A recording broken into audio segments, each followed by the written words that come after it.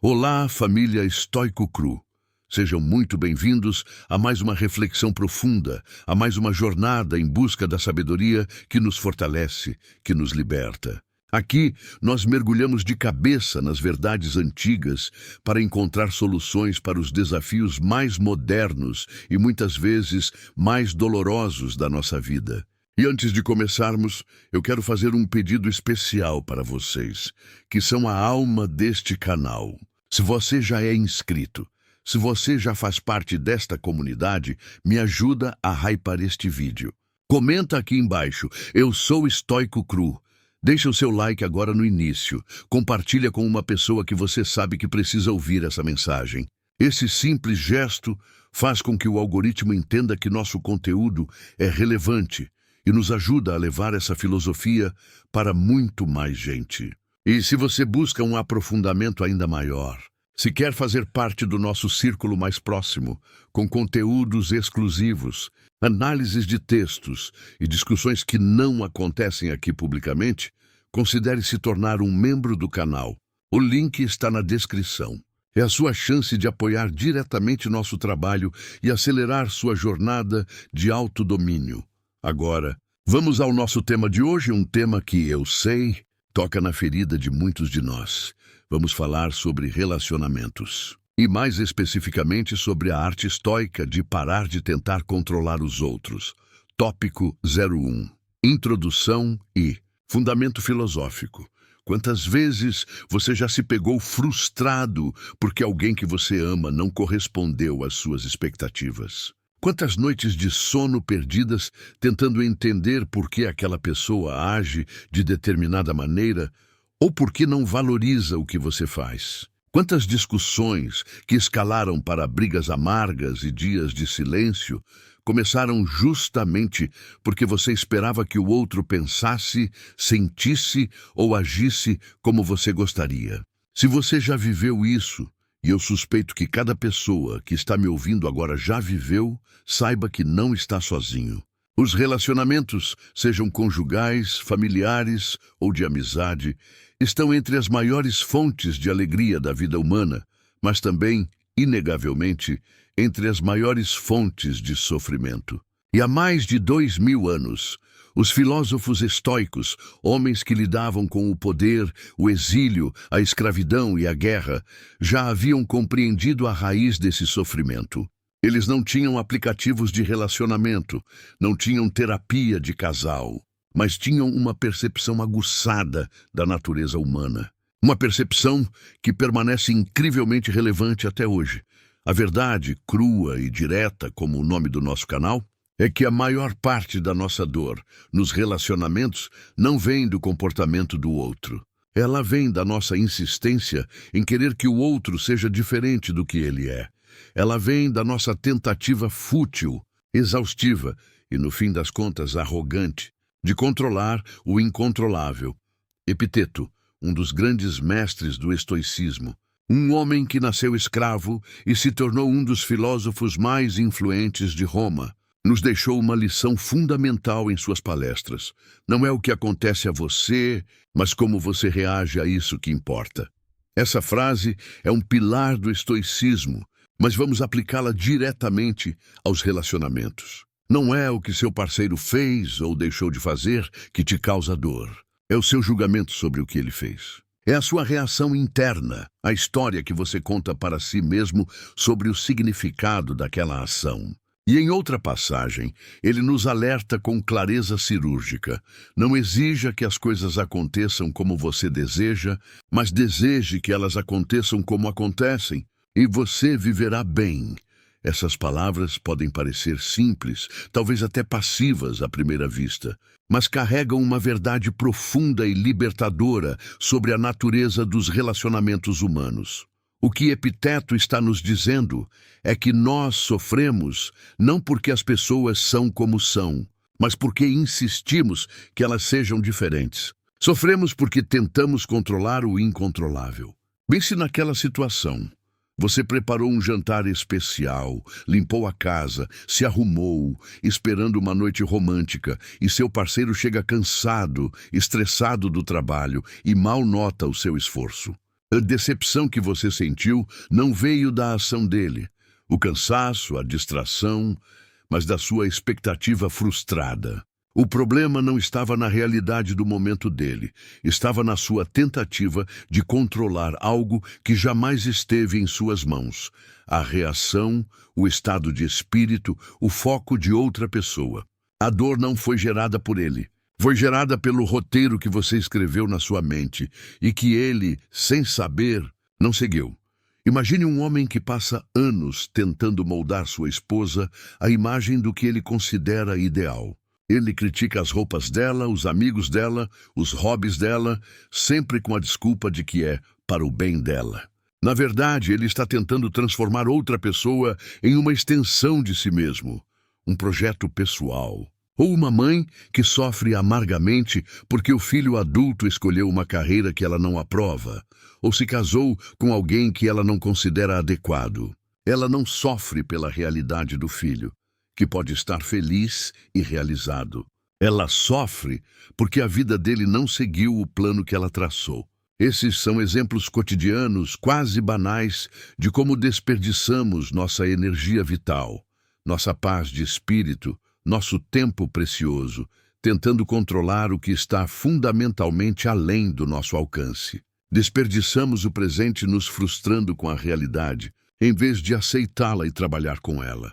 Marco Aurélio, o imperador filósofo, um dos homens mais poderosos do mundo em sua época, escreveu em suas meditações, seu diário pessoal, enquanto governava o vasto e caótico Império Romano. Você tem poder sobre sua mente, não sobre os eventos externos. Perceba isso e você encontrará força. Pense na profundidade disso. Um imperador que podia comandar legiões, aprovar leis, decidir sobre a vida e a morte de milhares, reconhecia com humildade que não podia controlar os pensamentos, os sentimentos, as ações, nem mesmo das pessoas mais próximas a ele, sua esposa, seus filhos, seus generais. Ele entendia que o verdadeiro império a ser governado era o império interior, o da sua própria mente. Se um homem com todo esse poder mundano reconhecia essa limitação fundamental, o que nos faz pensar que nós, em nossas vidas, podemos ter sucesso onde ele sabia que falharia? O que nos faz acreditar que podemos ser os roteiristas, diretores e protagonistas da vida de outra pessoa? Essa busca pelo controle não é apenas inútil, é a receita certa para a infelicidade crônica. É como tentar segurar a água com as mãos. Quanto mais você aperta, mais ela escapa. E no final, você fica apenas com as mãos vazias e a sensação de fracasso. A proposta estoica não é desistir das pessoas, mas desistir dessa luta insana contra a realidade. É aprender a amar as pessoas como elas são, não como gostaríamos que fossem. Para começar nossa reflexão juntos, quero que você pense e comente aqui embaixo. Qual é a principal expectativa que você projeta sobre as pessoas que ama e que repetidamente causa frustração? Seja honesto. É uma expectativa de gratidão, de reciprocidade, de mudança? Vamos trazer isso à luz. Tópico 02. A reflexão guiada. Parte 1. Vamos então fazer juntos um exercício de reflexão prático e transformador. Não quero que este vídeo seja apenas uma palestra filosófica. Quero que seja uma ferramenta que você possa usar para mudar sua vida a partir de hoje. Então, peço que você participe ativamente. Pense agora em um relacionamento específico que está trazendo sofrimento, ansiedade ou frustração para você. Pode ser com seu cônjuge, seu namorado, sua namorada. Pode ser com um filho que parece não ouvir nada do que você diz. Pode ser com seu pai ou sua mãe, com quem você tem conflitos antigos e não resolvidos. Pode ser um amigo próximo que te decepcionou, ou um colega de trabalho cujo comportamento te tira do sério. Não pense em algo vago. Escolha uma pessoa e uma situação específica que o incomoda. Talvez seja a falta de atenção do seu parceiro quando você fala sobre seu dia. Talvez seja a crítica constante da sua mãe sobre suas escolhas de vida. Talvez seja a sensação de que seus esforços no trabalho nunca são reconhecidos pelo seu chefe. Pegue essa situação, essa pessoa, esse sentimento. Mantenha essa imagem clara em sua mente enquanto prosseguimos. Agora, vamos aplicar a ferramenta mais fundamental e poderosa da filosofia estoica. É conhecida como a dicotomia do controle. Epiteto a resumiu de forma brilhante. Das coisas existentes, algumas estão em nosso poder e outras não. Em nosso poder estão a opinião, o impulso, o desejo, a aversão. Em resumo, tudo o que é nossa própria ação. Fora do nosso poder estão o corpo, a propriedade, a reputação, o cargo. Em resumo, tudo o que não é nossa própria ação. Vamos traduzir isso para o século XXI e para a sua situação específica. Essa ferramenta divide tudo o que acontece na vida em duas categorias absolutamente distintas e inegociáveis: o que está sob nosso controle e o que não está. É simples, mas não é fácil, porque passamos a maior parte da nossa vida tentando desesperadamente controlar a segunda lista. Vamos detalhar. O que está 100% sob nosso controle? Nossos próprios pensamentos e julgamentos, a forma como escolhemos interpretar os eventos. Se alguém te ignora, você pode julgar isso como um insulto pessoal. Ele não se importa comigo. Ou como um fato neutro. Ele parece distraído hoje. A escolha do julgamento é sua. Nossas escolhas e decisões. A decisão de responder com raiva ou com calma, de insistir em um assunto ou de deixá-lo ir, de permanecer em um relacionamento ou de sair dele. Nossas ações. O que você diz, o que você faz, as atitudes que você toma. Você não controla o resultado, mas controla a ação inicial, nossos valores e nosso caráter. A decisão de ser uma pessoa honesta, justa, corajosa e compassiva, independentemente de como o mundo ou as outras pessoas te tratam. Agora, a lista do que não está nem nunca esteve. Sob nosso controle, os pensamentos, sentimentos e percepções de outras pessoas. Você pode ser a pessoa mais gentil do mundo, e ainda assim alguém pode te odiar. Você pode explicar seu ponto de vista 1000 vezes, e a outra pessoa pode continuar não entendendo. As ações e escolhas de outras pessoas. Seu filho pode escolher um caminho que você desaprova. Seu parceiro pode decidir terminar o relacionamento. Seu amigo pode te trair. Essas são ações que pertencem a eles. O corpo, tanto o nosso quanto o dos outros. Envelhecemos, adoecemos, mudamos. Não controlamos isso, nossa reputação.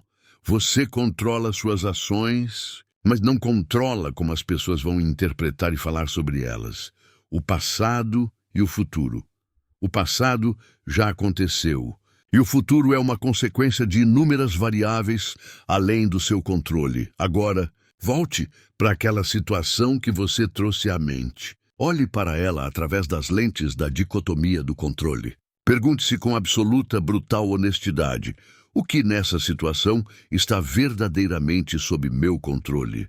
Você não controla se a pessoa vai mudar de comportamento. Você não controla se ela vai finalmente te compreender e validar seus sentimentos. Você não controla se ela vai te dar o amor, o respeito ou a atenção que você deseja, da forma como você deseja. Você não controla se ela vai valorizar seus esforços. Tudo isso, sem exceção, está fora da sua esfera de poder. É o território dela, a vida dela. Então, onde está o seu poder? O que você controla?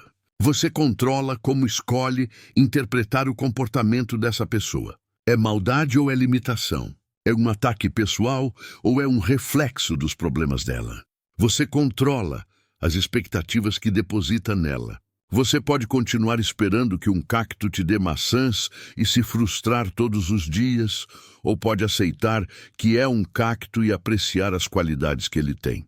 Você controla suas próprias ações dentro desse relacionamento. Você pode continuar reclamando e brigando uma ação, ou pode tentar uma comunicação diferente, estabelecer um limite claro, ou focar na sua própria felicidade, outras ações. Você controla se vai permanecer nesse relacionamento da forma como ele está, ou se precisa mudar a dinâmica, ou até mesmo se afastar.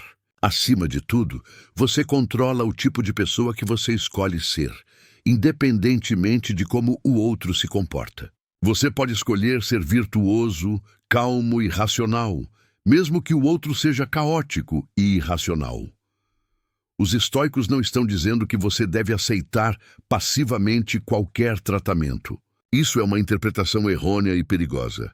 O estoicismo não é sobre ser um capacho emocional. Trata-se de redirecionar sua energia. Imagine que sua energia mental e emocional é como uma bateria de celular. Você pode gastar 90% dela tentando mudar o outro, algo que tem uma chance mínima de sucesso, e ficar com apenas 10% para si mesmo. Ou você pode investir 100% da sua energia naquilo que você pode controlar. Suas reações, suas escolhas, seu caráter. Isso não é passividade, é estratégia. É a arte da guerra emocional, onde você escolhe lutar apenas as batalhas que pode vencer, e a única batalha que você pode garantir a vitória é a batalha interior. Sêneca, um dos mais ricos e poderosos homens de Roma, que também enfrentou o exílio e a morte, escreveu em uma de suas cartas: "A vida não é curta. Nós a tornamos curta desperdiçando-a. E como a desperdiçamos? Desperdiçamos nosso tempo precioso, nossa paz interior e nossa energia vital tentando mudar pessoas que talvez nunca mudem, ou pelo menos não no tempo ou da forma que desejamos. Desperdiçamos a vida nos preocupando com o que os outros pensam, com o que os outros fazem, com o que os outros sentem, tudo aquilo que está na lista do incontrolável. A liberdade começa no momento em que você aceita radicalmente essa verdade e foca sua atenção no único lugar onde ela pode, de fato, fazer a diferença. Dentro de você. Antes de continuarmos aprofundando essa reflexão, gostaria de fazer um convite. Se este conteúdo está ressoando com você, se está tocando em algo real da sua vida, inscreva-se no canal e ative as notificações. Estamos construindo aqui uma comunidade de pessoas que buscam sabedoria prática para os desafios reais da vida. E nos comentários, compartilhe. Qual é o maior desafio que você enfrenta em seus relacionamentos? Qual é aquela situação em que você mais sente que está tentando controlar o incontrolável? Sua experiência pode inspirar e ajudar outras pessoas que passam pelo mesmo. Tópico 03. A reflexão guiada, parte 2. Agora que identificamos o que está e o que não está sob nosso controle, o que fazemos com essa informação? Apenas saber a diferença não é suficiente. Precisamos de um guia, um mapa para nos orientar sobre como agir na única esfera que nos pertence, a nossa. É aqui que os estoicos nos oferecem outra ferramenta de imenso valor prático. Eles não eram apenas filósofos teóricos, eram profundamente práticos, obcecados com a pergunta: como viver uma boa vida? E a resposta deles estava centrada no conceito das 4 virtudes cardeais: sabedoria, justiça, coragem e temperança. Para os estoicos, uma boa vida é uma vida vivida com virtude. E essas virtudes são a bússola que deve guiar nossas ações em todas as áreas da vida, especialmente nos relacionamentos, que são o grande campo de treinamento do nosso caráter. Vamos explorar cada uma delas, não como conceitos abstratos, mas como ferramentas práticas para aplicar naquele relacionamento difícil que você tem em mente. Sabedoria, Sofia. A sabedoria, no contexto estoico, não tem a ver com QI ou conhecimento enciclopédico. É a capacidade de ver as coisas como elas realmente são, não como gostaríamos que fossem, nem como nossos medos ou desejos as pintam.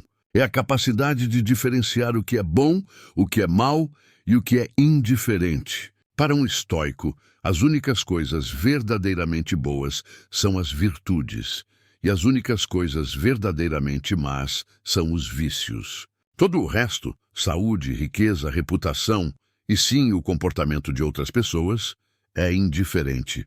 Não significa que não importam, mas que não têm o poder de definir nosso valor moral ou nossa felicidade interior. Nos relacionamentos, a sabedoria é olhar para aquela pessoa que você ama e reconhecer.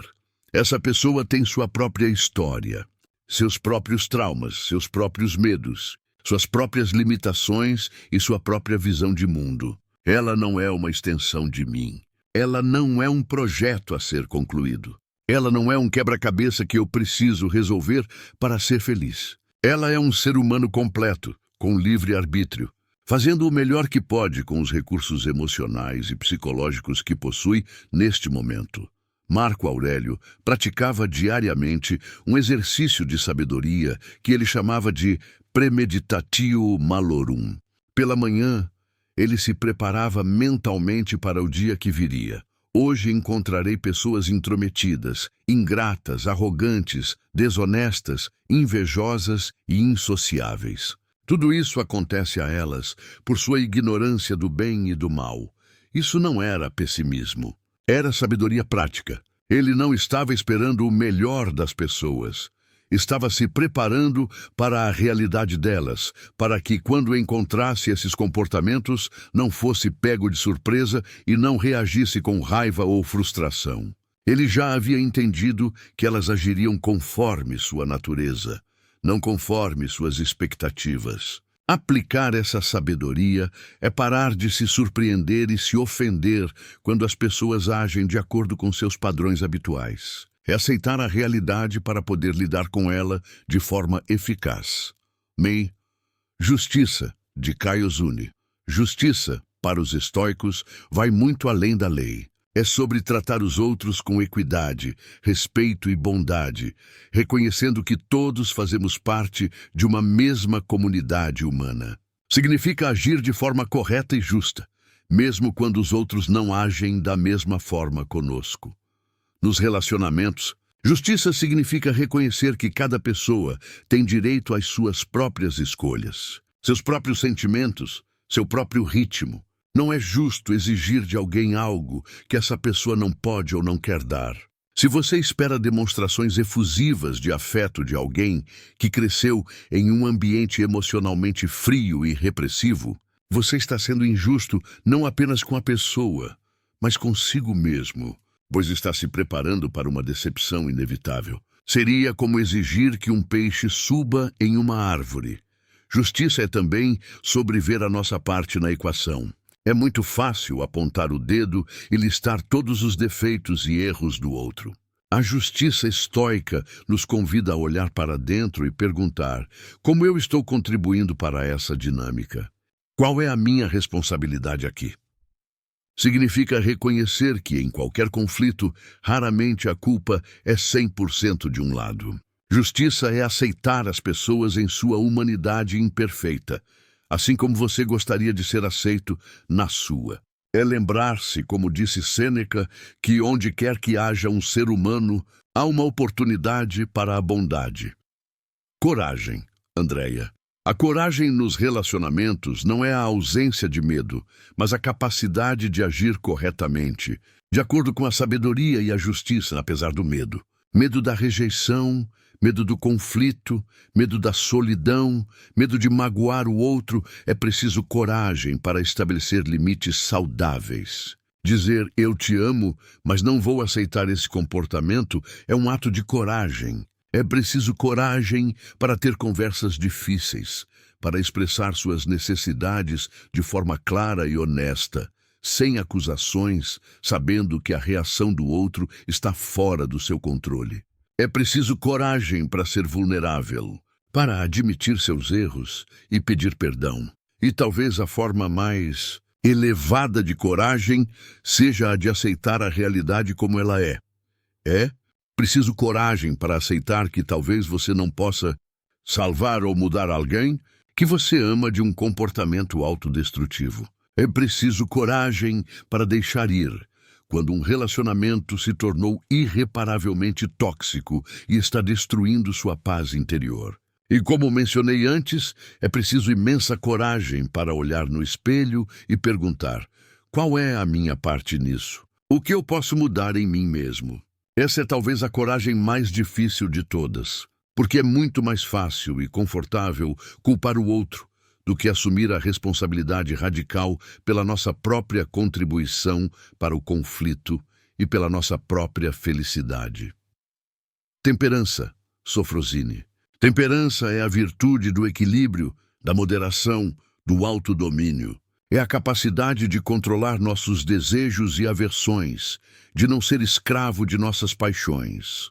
Nos relacionamentos, temperança significa não oscilar entre extremos emocionais. Não idealizar as pessoas quando tudo vai bem, colocando-as em um pedestal, nem demonizá-las quando as coisas vão mal, tratando-as como monstros. Significa ver as pessoas como elas são, seres humanos complexos, com qualidades e defeitos. Temperança também significa não depositar toda a sua felicidade, todo o seu propósito de vida em outra pessoa. Isso é um fardo injusto e insustentável para qualquer um carregar. Os estoicos nos ensinam a encontrar nosso centro de gravidade dentro de nós mesmos, em nosso caráter e em nossas virtudes. Isso nos permite amar os outros de forma mais livre e saudável.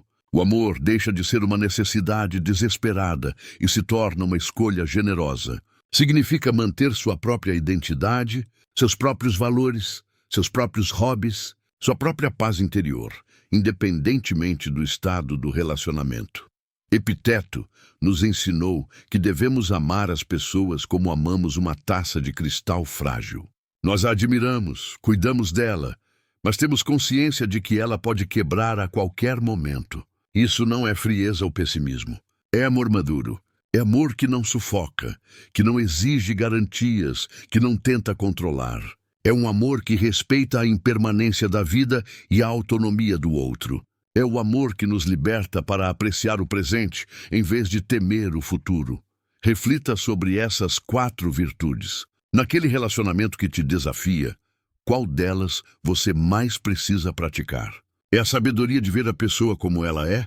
A justiça de reconhecer o direito dela de ser quem é? A coragem de estabelecer um limite? Ou a temperança de não deixar suas emoções te dominarem? Compartilhe sua reflexão nos comentários. Tópico 04. A reflexão guiada. Parte 3. Chegamos agora ao ponto crucial dessa reflexão, ao coração do problema, e talvez seja o aspecto mais desafiador de todos para colocar em prática. Vamos falar sobre expectativas. As expectativas são o combustível invisível que alimenta a fogueira do sofrimento nos relacionamentos. Pense com sinceridade. Quando você sofre por causa de alguém, não é geralmente porque essa pessoa fez algo, mas porque ela não fez o que você esperava. Não é porque ela é de determinada maneira, mas porque ela não é da maneira que você, silenciosamente ou não, exigiu que ela fosse. Eu esperava que ele se lembrasse do nosso aniversário. Eu esperava que ela me apoiasse nessa decisão. Eu esperava que eles me agradecessem pelo que eu fiz. Eu esperava que ele mudasse depois de tudo o que passamos. Essa frase. Eu esperava que... é o prelúdio de quase toda decepção. Os estoicos tinham uma compreensão profunda e implacável sobre isso. Eles reconheciam que as expectativas são uma forma sutil e muitas vezes inconsciente de tentar controlar o incontrolável. Quando você cria uma expectativa rígida sobre como alguém deve se comportar, você está, essencialmente, tentando escrever o roteiro da vida dessa pessoa. Você está entregando a ela um script e exigindo que ela o siga. E a vida, ou o que os estoicos chamavam de logos, a ordem racional do universo, simplesmente não funciona assim. Cada pessoa age de acordo com sua própria natureza, suas próprias circunstâncias, seu próprio entendimento, ou falta de entendimento das coisas. E isso está, como já estabelecemos, completamente fora do seu controle. Exigir que a realidade se curve às nossas expectativas é, nas palavras de Epiteto, uma loucura. É a atitude de uma criança que bate o pé porque o tempo não está como ela queria. Então, o que fazer? A solução é abandonar completamente as expectativas? Viver sem esperar nada de ninguém? Não. Isso seria impraticável, desumano e até mesmo irresponsável em certos relacionamentos, como na criação dos filhos ou em equipes de trabalho. Precisamos de um mínimo de previsibilidade e confiança. O que os estoicos nos ensinam é algo muito mais sutil, poderoso e sofisticado. Substituir expectativas rígidas por preferências flexíveis e agir sempre com a cláusula de reserva. Qual é a diferença fundamental? Uma expectativa rígida diz: ele deve me ligar todos os dias, caso contrário, ele não me ama.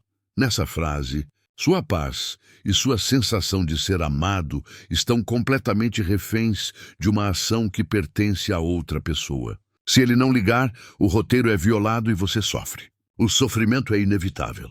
Uma preferência flexível diz: eu gostaria que ele me ligasse mais. É a minha preferência. Mas eu reconheço que ele tem sua própria vida, suas próprias preocupações e sua própria forma de demonstrar afeto. A ação dele não está sob meu controle.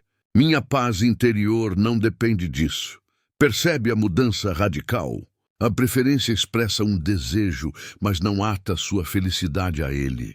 Ela cria espaço para a realidade ser o que é, sem que isso te destrua. A cláusula de reserva, ou rupex airesis em grego, é a aplicação prática disso. Significa que em todas as nossas ações, que envolvem o mundo externo, adicionamos mentalmente a frase "se nada impedir" ou "se o destino permitir". Por exemplo, eu vou ter uma conversa calma e produtiva com meu parceiro esta noite. Se nada impedir, o que pode impedir? O humor dele, uma ligação inesperada, o cansaço dele, a falta de disposição dele para conversar. Ao adicionar essa cláusula, você separa o seu esforço, que está sob seu controle, do resultado, que não está. Seu objetivo se torna interno, fazer a sua parte da melhor maneira possível, com virtude. Se o resultado for o desejado, ótimo. Se não for, você não se sente um fracassado, porque seu verdadeiro objetivo, agir com sabedoria e coragem, foi cumprido. Vamos fazer um exercício prático agora. Volte àquele relacionamento que você trouxe à mente no início dessa reflexão.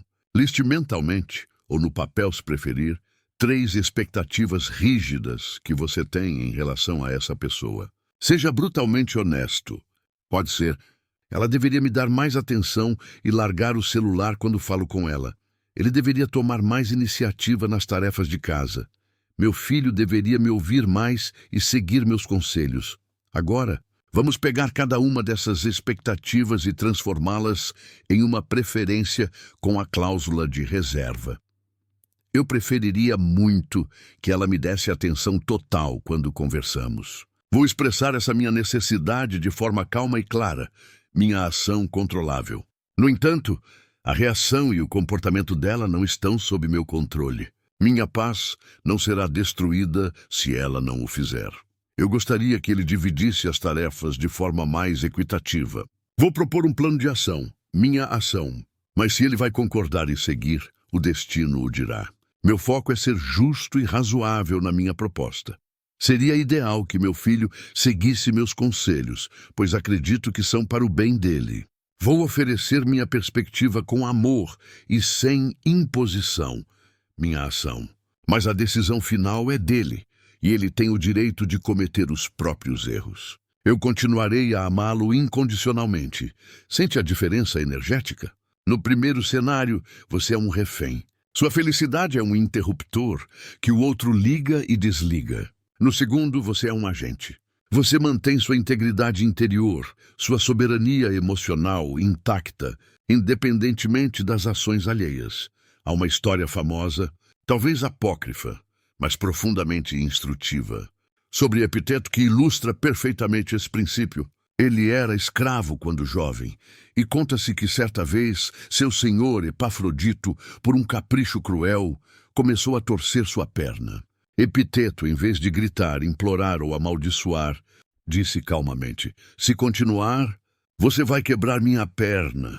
O senhor, irritado com a calma do escravo, continuou com mais força, e a perna quebrou.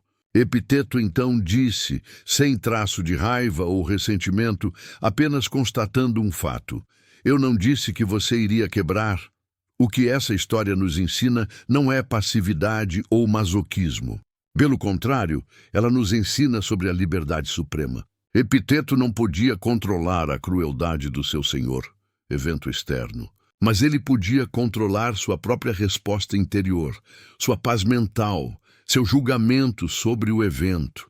A dor física era inevitável, mas o sofrimento mental, a raiva, o ódio, o sentimento de vítima era uma escolha. E ele escolheu não sofrer. Ele se recusou a entregar o controle de sua cidadela interior ao seu agressor. Nos seus relacionamentos, você não pode controlar se a pessoa vai ser cruel ou gentil, se vai te tratar melhor, se vai finalmente te compreender. Mas você pode controlar se vai permitir que o comportamento dela destrua sua paz interior. Você pode controlar se vai continuar sendo uma pessoa íntegra, justa e compassiva, mesmo diante da dificuldade. Você pode controlar se vai permanecer fiel aos seus valores, independentemente de como o outro age. E essa é a verdadeira liberdade que o estoicismo oferece. Não é a liberdade de ter um mundo que se molda aos nossos desejos, mas a liberdade de sermos virtuosos e serenos em qualquer mundo que nos seja apresentado. Qual expectativa rígida você está disposto a transformar em uma preferência flexível a partir de hoje? Compartilhe nos comentários o seu compromisso. Tópico 05. Conclusão e praxis.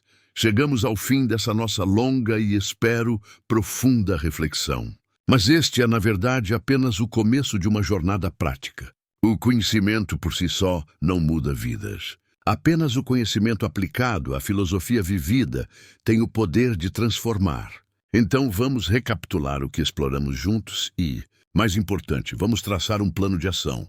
Primeiro, aprendemos que a grande maioria do nosso sofrimento nos relacionamentos não vem das ações das outras pessoas, mas sim da nossa tentativa incessante e fútil de controlar o incontrolável, de tentar moldar os outros à imagem e semelhança das nossas expectativas. Essa luta contra a realidade é a fonte primária da nossa frustração, raiva e decepção. Segundo, fomos apresentados à ferramenta mais fundamental do estoicismo, a dicotomia do controle. Aprendemos a distinguir com clareza cirúrgica entre o que está em nosso poder, nossos pensamentos, julgamentos, escolhas e ações, e o que não está, todo o resto, incluindo os pensamentos, sentimentos e ações dos outros. A chave para a serenidade é investir 100% da nossa energia na primeira categoria e aceitar com equanimidade a segunda. Terceiro, exploramos como as 4 virtudes estoicas, sabedoria, justiça, coragem e temperança, devem ser a nossa bússola para guiar nossas ações dentro dos relacionamentos. Elas nos ensinam a ver a realidade como ela é, a tratar os outros com equidade, a agir corretamente apesar do medo e a manter o equilíbrio emocional. E por último, descobrimos o poder de transformar nossas expectativas rígidas e tirânicas em preferências flexíveis, usando a cláusula de reserva. Essa mudança de mentalidade nos liberta da condição de reféns emocionais e nos devolve a soberania sobre nossa própria paz interior. Mas, como eu disse, conhecimento sem prática é como uma semente que nunca foi plantada. Então, o que você pode fazer hoje, agora mesmo, para começar a viver essa sabedoria? Aqui está sua caixa de ferramentas estoica para relacionamentos, sua praxis. O mantra da liberdade. Crie uma frase curta para ser seu lema. Pode ser a que sugeri antes. Eu não posso controlar como os outros agem, mas posso controlar como eu reajo. Eu escolho agir com virtude, independentemente das circunstâncias. Repita isso para si mesmo pela manhã, ao se preparar para o dia. Repita nos momentos de conflito, como uma pausa antes da reação impulsiva. Faça disso seu mantra nos relacionamentos. Quando sentir a raiva ou a frustração subindo, use essa frase como um disjuntor para cortar o circuito da reatividade e ativar o circuito da escolha consciente. O diário estoico noturno. Antes de dormir, reserve 5 minutos. Sêneca fazia isso todas as noites. Analise seu dia, especialmente as interações que teve. Pergunte-se, em que momento hoje eu tentei controlar o incontrolável? Em que situação eu deixei minhas expectativas me levarem ao sofrimento? Houve uma oportunidade em que eu poderia ter agido com mais sabedoria, justiça, coragem ou temperança? Como eu posso agir melhor amanhã se uma situação semelhante ocorrer? Este não é um exercício de culpa, mas de autoanálise e aprimoramento contínuo. É como um atleta revisando a gravação do jogo para melhorar seu desempenho. A prática da visão de cima. Quando você estiver no meio de um conflito que parece gigantesco e consumidor, pratique o exercício da visão de cima, um favorito de Marco Aurélio. Feche os olhos. Imagine-se subindo, saindo do seu corpo, vendo a cena de cima. Continue subindo, vendo sua casa, seu bairro, sua cidade. Suba mais, vendo seu país, o continente, o planeta Terra como uma pequena esfera azul no vasto negrume do espaço. De lá de cima, olhe para aquele problema. Veja quão pequeno e transitório ele é na imensidão do cosmos e do tempo. Isso não é para invalidar seus sentimentos, mas para dar a eles a perspectiva correta. A maioria dos nossos conflitos relacionais perde sua carga dramática quando vistos dessa escala. Lembre-se, os relacionamentos são uma das arenas mais desafiadoras da vida humana, mas por isso mesmo são também uma das mais ricas para o desenvolvimento do nosso caráter. Cada conflito não é um problema, é uma oportunidade de praticar virtude. Cada decepção não é um fracasso, é um convite para fortalecer sua cidadela interior. Cada momento difícil com outra pessoa é uma chance de você escolher quem você quer ser, independentemente de como ela escolhe ser. E essa escolha, essa capacidade de responder com virtude a qualquer coisa que a vida nos apresente, é a sua verdadeira e inabalável liberdade. Se esta reflexão trouxe clareza para você, se despertou algo importante, não deixe que essa sabedoria se perca no fluxo de informações do dia a dia. Inscreva-se no canal para continuar essa jornada de autoconhecimento e fortalecimento interior. Torne-se membro para um mergulho ainda mais fundo. Nós estamos aqui construindo dia após dia uma comunidade de pessoas que buscam viver com mais sabedoria, serenidade e propósito na vida real, na vida crua. Na tela agora aparecerão mais 2 vídeos que eu selecionei especialmente para você, para aprofundar ainda mais sua compreensão e prática da filosofia estoica. Continue seus estudos, continue sua prática. O caminho do autodomínio é longo, mas é construído um passo de cada vez, um dia de cada vez. Que você encontre força e serenidade para o caminho à sua frente. Que você cultive relacionamentos baseados em virtude, não em expectativas. E que você descubra a liberdade profunda e indestrutível que vem de controlar apenas o que está em seu poder. Uma jornada de virtude e tranquilidade para todos nós. Até a próxima reflexão.